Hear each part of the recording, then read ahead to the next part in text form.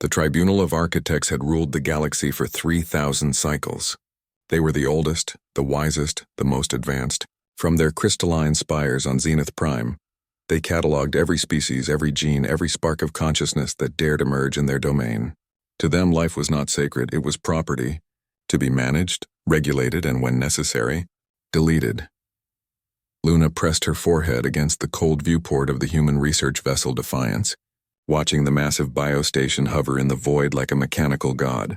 Somewhere inside that structure, the architects were deciding humanity's fate. "They've been deliberating for 6 hours, Carter said, appearing beside her with 2 cups of recycled coffee. His hands were steady, but Luna could see the tension in his jaw. 6 hours to decide if our entire species gets to keep existing. Luna accepted the coffee, wrapping her fingers around the warm cup.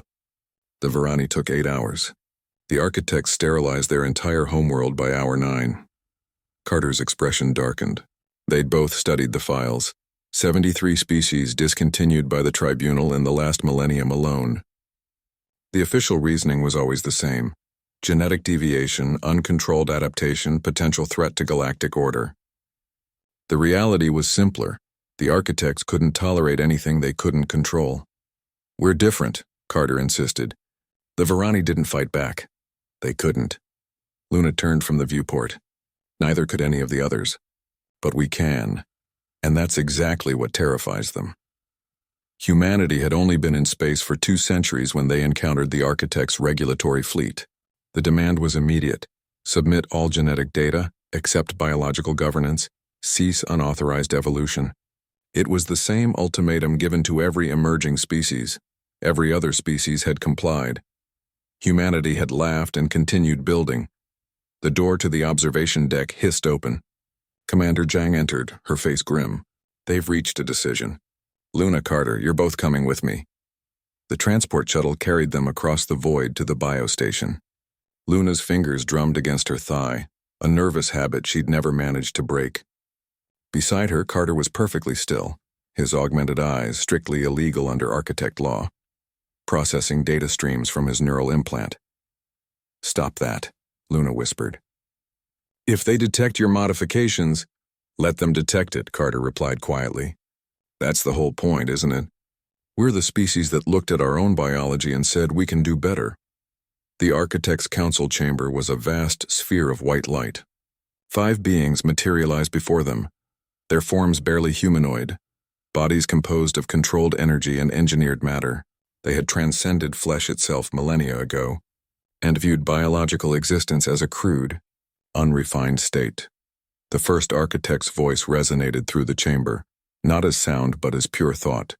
"Humanity, you have been evaluated. Your genetic profile shows alarming instability, unregulated cybernetic integration, unauthorized neural enhancement, gene therapy without oversight. You are chaos incarnate."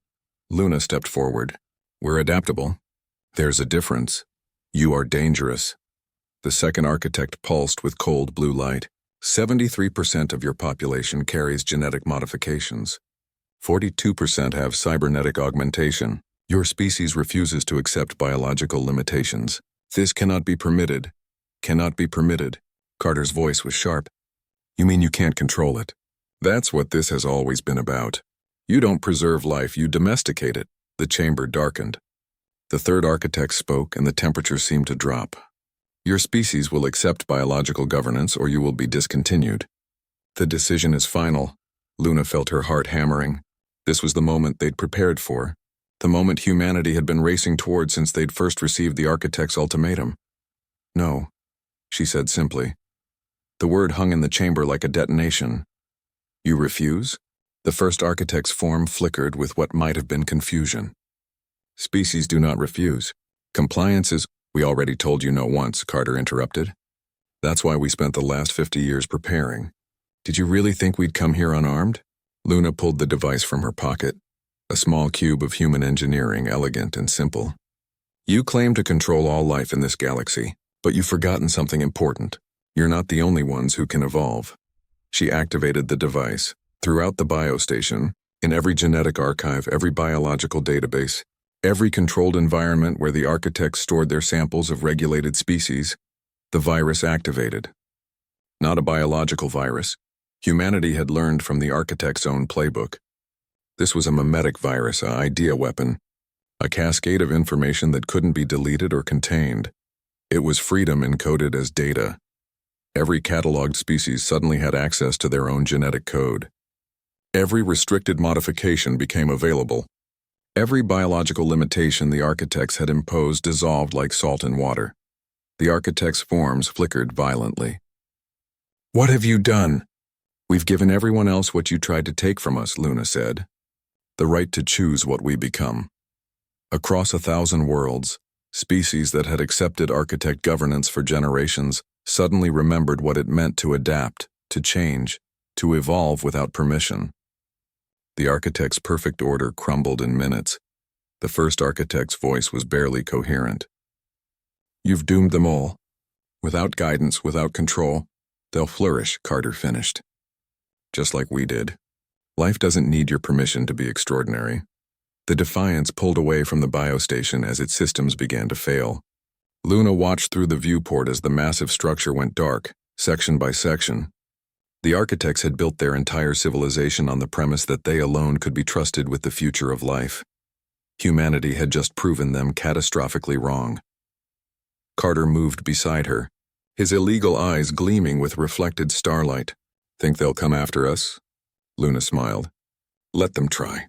We're not the species they evaluated. We're not even the species we were yesterday, and by tomorrow we'll be something even better." Behind them, across the galaxy, 1 trillion organisms were discovering that evolution had never needed permission. It only needed opportunity. The architects had claimed control over all life, until humanity showed up and returned it to everyone else.